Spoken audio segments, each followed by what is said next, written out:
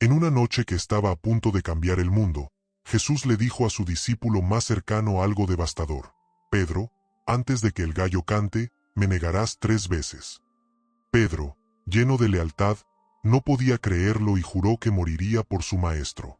Pero a veces, las promesas más valientes se rompen cuando menos te lo esperas. Esta es la historia de cómo la devoción se convirtió en traición, y cómo esa traición encontró una gracia que nadie podría haber imaginado.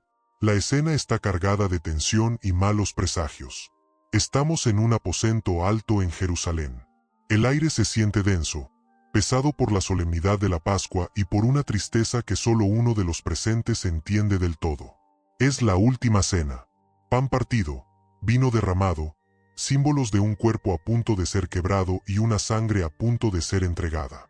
Jesús de Nazaret está rodeado de sus 12 apóstoles, hombres que lo dejaron todo para seguirlo. Pero esa comunión tan íntima está a punto de hacerse añicos. Con una calma que choca brutalmente con la tormenta que se avecina, Jesús pronuncia palabras que caen como una sentencia sobre sus discípulos. Primero, revela una traición interna: os aseguro que uno de vosotros, que come conmigo, me va a entregar. La confusión y el pánico se apoderan del grupo. ¿Seré yo?, preguntan uno por uno, explorando su propio corazón con un miedo que no conocían. Pero después de que Judas, el traidor, se va en mitad de la noche, el alivio dura poco. Jesús se vuelve hacia los 11 que quedan, y suelta una segunda bomba. Esta vez no dirigida a un traidor oculto, sino al más leal, al más valiente de todos, Simón Pedro. Parte 1. La promesa audaz. Jesús mira a sus hombres, a sus hijitos, como los llama con una ternura que parte el alma. Todavía estaré con vosotros un poco, dice, preparándolos para su partida. Y entonces, lanza la advertencia general: todos vosotros os escandalizaréis de mí esta noche. Y aquí es donde Pedro, siempre impulsivo, siempre el primero en hablar, salta. Su reacción no es de miedo, sino de una confianza total, casi arrogante. No puede ni imaginarlo. Él, ¿abandonar a su Señor? Imposible. Con una convicción que le nace del corazón, declara: aunque todos se escandalicen de ti, yo nunca me escandalizaré. Hay una belleza trágica en la audacia de Pedro. Él de verdad se lo cree. En su mente, su lealtad es una fortaleza que nada puede derribar. Ha visto milagros, ha escuchado enseñanzas que han cambiado su mundo y ha confesado que Jesús es el Cristo, el Hijo del Dios viviente. Para Pedro, la lealtad no es una opción, es la única realidad. Quizás ve a los demás como débiles, pero se ve a sí mismo como la roca que su nombre significa. Es una confianza en sí mismo que nace del amor, pero es peligrosamente ingenua. Es entonces cuando Jesús, con una mirada que debió mezclar amor y una tristeza infinita, pronuncia la profecía que da título a esta historia, la frase que resonará por los siglos como un eco de nuestra fragilidad. Los evangelios nos dan versiones un poco distintas, pero que en el fondo dicen lo mismo. En Mateo, Jesús le dice directamente: te aseguro que esta noche, antes de que el gallo cante, me negarás 3 veces. Marcos, que quizás registra el recuerdo más preciso del propio Pedro, añade un detalle escalofriante: antes de que el gallo haya cantado 2 veces, me negarás 3 veces. La profecía es específica, cronometrada y demoledora. No es solo un aviso, es el vaticinio de un colapso total. 3 veces, antes del amanecer. La negación no será un error, sino un patrón. Para Pedro, esto es más que un insulto, es algo imposible. Su respuesta es una versión aún más intensa de su primera promesa. Su orgullo herido y su amor genuino se unen en una declaración todavía más fuerte. Aunque tenga que morir contigo, no te negaré, insiste. Marcos dice que lo afirmaba con mayor insistencia. Ya no es una promesa, es un juramento. Está dispuesto a morir, la prueba máxima de lealtad, antes que decir una sola palabra en su contra. Y para que no queden dudas, los otros discípulos, contagiados por su pasión, repiten lo mismo. Así se prepara el escenario para una tragedia. El héroe, lleno de buenas intenciones y una confianza ciega en su propia fuerza, desafía el destino que le han anunciado. No entiende que la batalla que se acerca no se luchará con espadas ni valentía, sino en lo profundo del alma, donde el miedo es un enemigo mucho más peligroso. Jesús ya se lo había advertido en el aposento alto. Según Lucas: Simón, Simón, Satanás ha pedido zarandearos como a trigo, pero yo he rogado por ti, para que tu fe no falte. Jesús sabía que la prueba era inevitable y que la fuerza de Pedro no iba a ser suficiente. La confianza del apóstol estaba puesta en el lugar equivocado, en su propia voluntad y no en la gracia de su maestro. Pedro cree que su amor es suficiente. Cree que su coraje es inquebrantable. Y esa misma noche, su mundo, construido sobre la arena de la autoconfianza, se va a derrumbar por completo. Va a descubrir que la distancia entre nunca te negaré y no conozco a ese hombre es mucho más corta de lo que nadie podría imaginar. La noche es joven, el aire es frío, y el canto de un gallo espera en silencio para romperle el corazón al discípulo más apasionado de Jesús. 2. La noche del miedo. La transición del aposento alto al oscuro huerto de Getsemaní es abrupta. La tristeza de la cena se convierte en una angustia real. Jesús se lleva a Pedro, Santiago y Juan a la penumbra del huerto. Su alma, como él mismo confiesa, está muy triste, hasta la muerte. Les pide algo simple: quedaos aquí y velad conmigo. Y les advierte: velad y orad, para que no entréis en tentación. El espíritu a la verdad está dispuesto, pero la carne es débil. Aquí es donde la armadura de Pedro empieza a mostrar su primera grieta. No en lo que hace, sino en lo que no hace.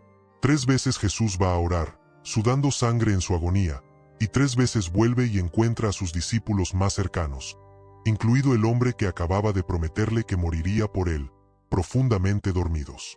No es que fueran perezosos, es que estaban agotados emocionalmente y no entendían la magnitud de lo que estaba pasando. El sueño de Pedro es el sueño de la confianza en uno mismo, esa calma peligrosa de quien no ve el peligro que tiene delante. El silencio del huerto se rompe. Antorchas, armaduras y una multitud con espadas y palos. Judas, uno de los 12, los guía. El beso de la traición sella el destino de Jesús. En ese caos, la impulsividad de Pedro reaparece, pero esta vez, de forma violenta. Fiel a su promesa de luchar, saca su espada y le corta la oreja a Malco, un siervo del sumo sacerdote. Es un acto valiente pero equivocado, un intento de ganar una batalla espiritual con armas de este mundo. Jesús detiene la violencia de inmediato. Vuelve tu espada a su lugar, le ordena, y sana la oreja del siervo. Este es un punto clave. El camino de Jesús no es el de la violencia, y la valentía de Pedro aquí no sirve de nada. Cuando Jesús se entrega, el pánico se apodera de los discípulos. Marcos lo dice sin rodeos. Entonces todos los discípulos, dejándole, huyeron. Todos, incluido Pedro, el que juró que nunca lo haría. Su promesa de morir con Jesús se desvanece ante una turba enfurecida y un maestro que no se defiende. Pero la historia de Pedro no termina con la huida. Algo dentro de él, una mezcla de amor, culpa y la necesidad desesperada de ver qué pasa, le impide irse del todo. Lucas describe su siguiente movimiento con una frase que lo resume todo: y Pedro le seguía de lejos. De lejos. Esa distancia física es el símbolo perfecto de su estado espiritual. Ya no está al lado de Jesús, defendiéndolo. Ahora es un espectador, una sombra que se esconde en la oscuridad, intentando pasar desapercibido. Su coraje se ha esfumado, reemplazado por un miedo que lo paraliza. Sigue a la multitud que lleva a Jesús a la casa de Caifás, el sumo sacerdote, el centro del poder que busca la muerte de su maestro. El patio de la casa del sumo sacerdote es territorio enemigo. Está lleno de guardias y sirvientes, la misma gente que acaba de arrestar a Jesús. La noche en Jerusalén es fría, y han encendido una hoguera. El fuego da calor, pero también luz. Y la luz, para alguien que intenta esconderse, es un peligro. Pedro, buscando calor y anonimato, se acerca al fuego. Se sienta entre ellos, con los guardias, tratando de ser uno más. Su decisión de entrar en el campo enemigo es toda una contradicción. ¿Es un último acto de lealtad? ¿O es el principio de su caída? El ambiente es tenso. Dentro, Jesús está siendo sometido a un juicio ilegal, humillado y acusado con falsedades. Fuera, en el patio, el aire está cargado de hostilidad hacia el prisionero Galileo. Pedro está solo en medio de una multitud hostil. Su maestro está a solo unos metros, pero a un mundo de distancia, y la promesa hecha hace unas horas parece un recuerdo de otra vida. El miedo es ahora su único compañero, un veneno que se le mete en las venas. La escena está lista. La primera pregunta está a punto de llegar. Parte 3. La traición se desmorona. El patio es un caos de miedo y confusión. Las llamas de la hoguera proyectan sombras en los rostros de los guardias. Es un lugar peligroso, y Pedro, al sentarse ahí, se ha metido voluntariamente en la boca del lobo. Dentro, el juicio injusto contra Jesús. Fuera, el drama de la fragilidad humana, centrado en su principal discípulo. Las negaciones no son seguidas. Son una tortura lenta, una caída progresiva que, según algunos estudiosos, duró casi 2 horas. La primera negación, la sorpresa. La primera acusación llega de la forma más inesperada, una criada. Los 4 evangelios la mencionan. Mientras Pedro se calienta junto al fuego, una de las sirvientas se le acerca. Quizás lo había visto con Jesús, o simplemente su cara de ansiedad llamaba la atención. Lo mira fijamente y dice en voz alta, «Tú también estabas con Jesús el Galileo». La acusación es directa, pública. De repente, todos los ojos se clavan en él. Su anonimato se ha hecho pedazos. El pánico se apodera de él. Su respuesta, según Mateo, es un rechazo total, «No sé de qué hablas». Es una mentira casi instintiva, por pura autoprotección. Niega siquiera entender la pregunta. Marcos añade que, tras esto, Pedro se va hacia la entrada, intentando alejarse de la luz del fuego que lo ha delatado. Y es aquí, según Marcos, donde el gallo canta por primera vez. Pero en su pánico, Pedro ni se da cuenta. La advertencia pasa de largo. La segunda negación, la ansiedad. El intento de Pedro de escapar es inútil. Al moverse solo atrae más atención. Los evangelios no se ponen de acuerdo sobre quién hace la segunda acusación, lo que sugiere que varias personas ya sospechaban de él. Mateo dice que fue otra criada. Lucas dice que fue un hombre. Juan dice que fueron ellos. Esta variedad no es una contradicción, sino el retrato de una escena caótica donde varios, al oír a la primera criada, empiezan a señalarlo. La presión aumenta.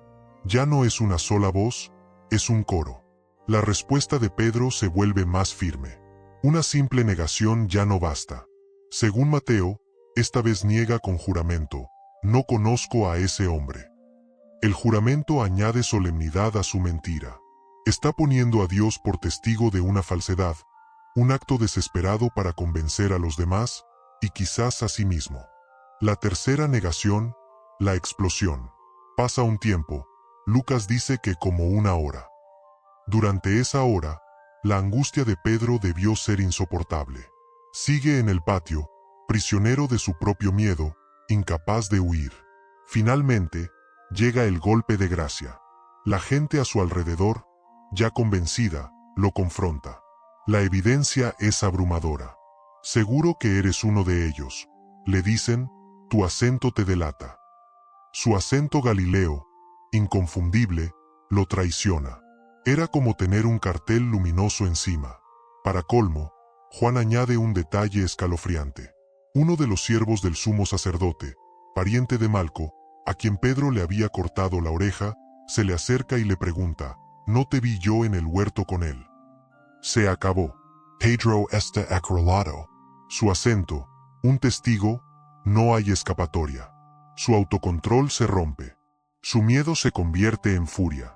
Lo que sigue es el punto más bajo de su vida. Mateo y Marcos usan un lenguaje muy fuerte. Entonces él comenzó a maldecir y a jurar. Imagina la escena. No es un simple no. Es una explosión de maldiciones y juramentos para distanciarse de la forma más violenta posible de Jesús. Es la negación absoluta. Grita, con toda la fuerza de su desesperación, «No conozco a este hombre de quien habláis». E inmediatamente, en el silencio que sigue, Un sonido atraviesa el aire frío de la madrugada. Un sonido agudo, penetrante y terriblemente familiar. El gallo canta. Es el segundo canto, según Marcos. El sonido que Jesús había predicho con una precisión devastadora. Y en ese mismo instante, según el relato único de Lucas, sucede algo que rompe a Pedro en 1000 pedazos. Desde donde estaba siendo juzgado, el Señor se volvió y miró a Pedro. No fue una mirada de ira, ni de condena, ni de te lo dije. Probablemente fue una mirada de amor incondicional, de compasión, de un dolor compartido. Una mirada que lo decía todo. Pedro, sé por lo que estás pasando. Te entiendo. Y a pesar de todo, te amo. Esa mirada, junto con el canto del gallo, es la espada que finalmente atraviesa el corazón de Pedro. La profecía se ha cumplido. La traición es completa. El castillo de su autoconfianza se ha derrumbado.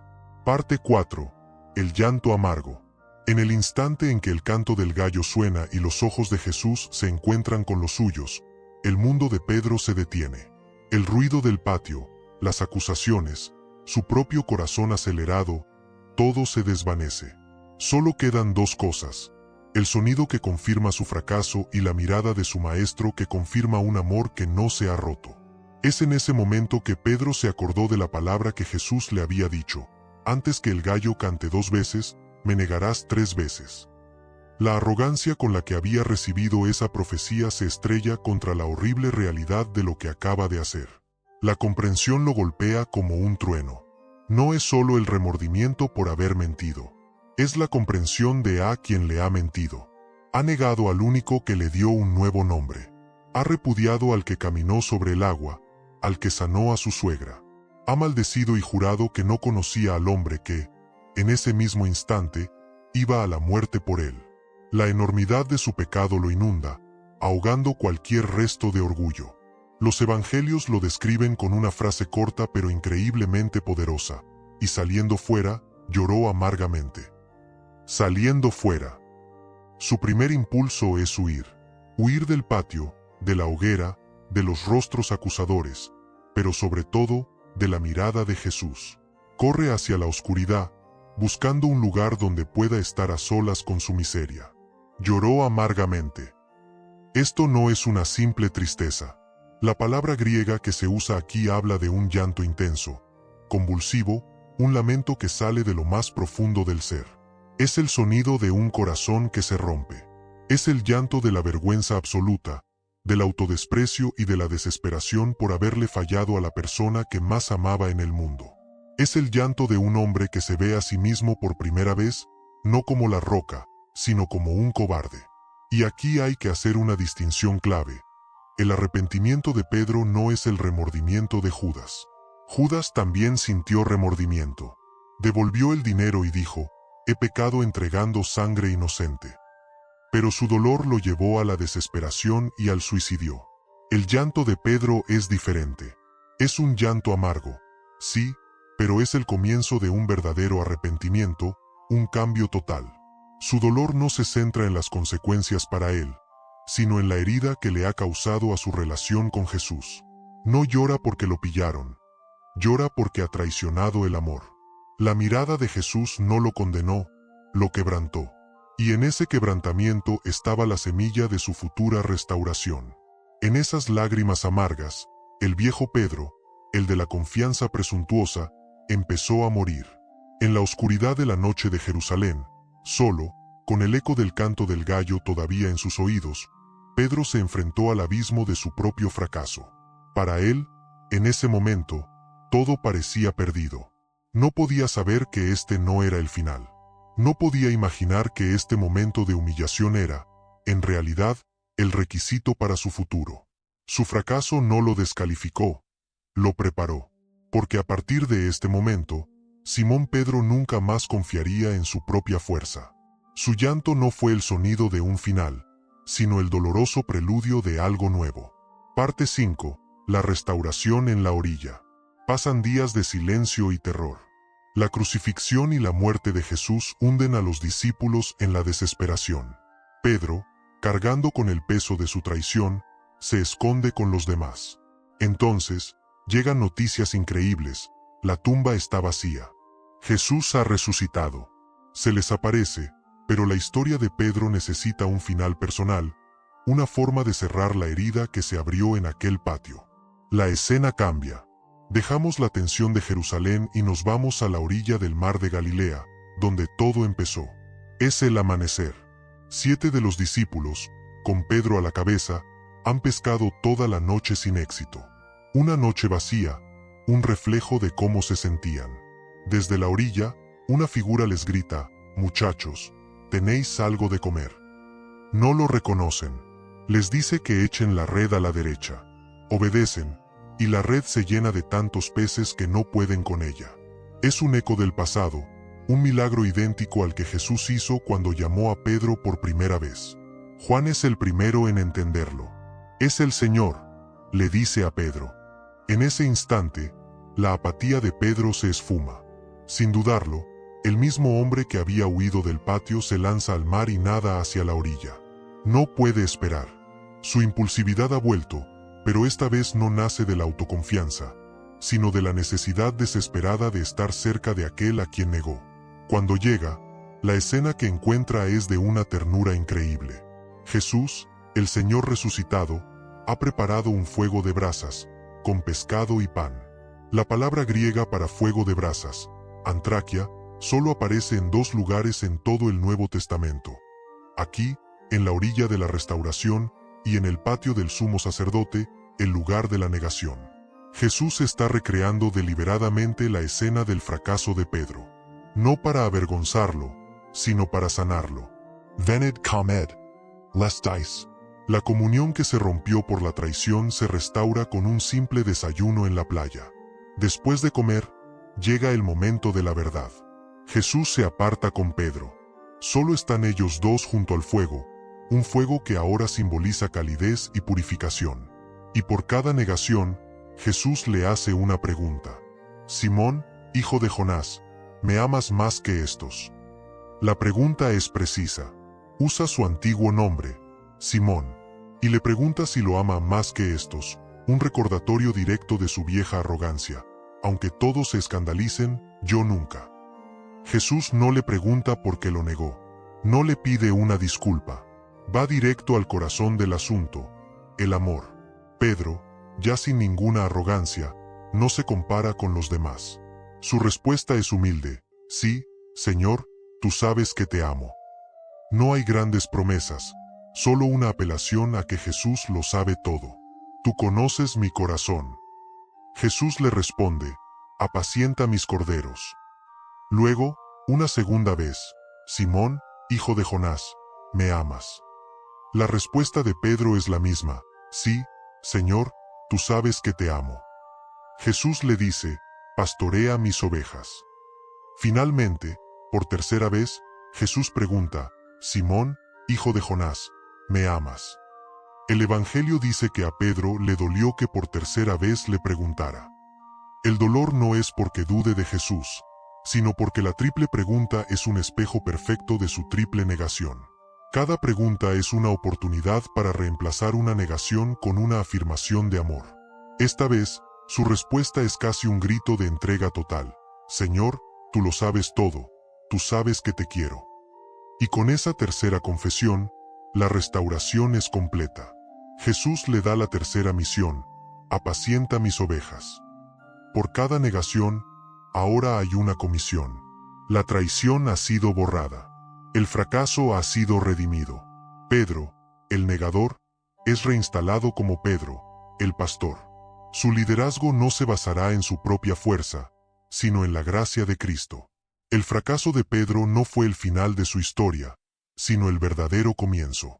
Fue la muerte de su autosuficiencia para que pudiera nacer como un líder que entendía la debilidad humana y podía cuidar de otras ovejas frágiles como él. CTA. La historia de Pedro es un espejo de nuestra propia fragilidad y de una gracia que nos busca incluso después de nuestros peores errores. Nos encantaría saber qué piensas. ¿Qué parte de la historia te impacta más? ¿La promesa audaz, la negación dolorosa o la increíble restauración? Déjanos tu reflexión en los comentarios, porque tu perspectiva enriquece a toda esta comunidad. Y si este mensaje te ha gustado, considera suscribirte y activar las notificaciones. Cada semana exploramos estas poderosas historias de fe, fracaso y redención. Conclusion. Al final, el viaje de Pedro desde el aposento alto hasta la orilla de Galilea es un viaje al corazón de la condición humana y al corazón de Dios. Comienza con una promesa nacida del orgullo y culmina en un fracaso catastrófico. Pero la historia no termina en las cenizas de su vergüenza. Termina junto a un nuevo fuego, donde cada negación es sanada con una pregunta de amor y una nueva misión. El Pedro que emerge de esta prueba no es el mismo. Es un líder quebrantado, humilde y muy consciente de su propia debilidad. Y es precisamente por eso que se convierte en la roca sobre la cual Cristo edificaría su iglesia. Pocas semanas después, en Pentecostés, este mismo hombre se pondría de pie ante miles de personas y predicaría con una valentía que no venía de él, llevando a miles a la fe. La historia de Pedro es nuestra historia.